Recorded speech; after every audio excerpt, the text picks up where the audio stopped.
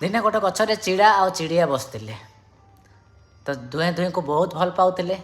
ତ ଦିନେ ଚିଡ଼ିଆ କହିଲା, ତମେ ମୋତେ କେବେ ଛାଡ଼ିକି ଚାଲିଯିବନି ତ?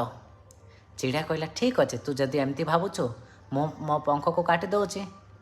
ନା ମୁଁ ଉଡ଼ି ପାରିବି ନା ଆଉ କାହା ପାଖକୁ ଯାଇପାରିବି। ତ ନିଜ ପଙ୍ଖକୁ କାଟି ଦେଇଥିଲା। ତ ଦିନେ ବହୁତ ବଡ଼ ଝଡ଼ ତୋଫାନ ଆସିଲା। ଚିଡ଼ିଆ ଆଉ ଉଡ଼ି ପାରିଲାନି। ତ ଚିଡ଼ିଆକୁ କହିଲା, ତମେ ଯାଅ, ମୁଁ ଏଇଠି ଅଛି।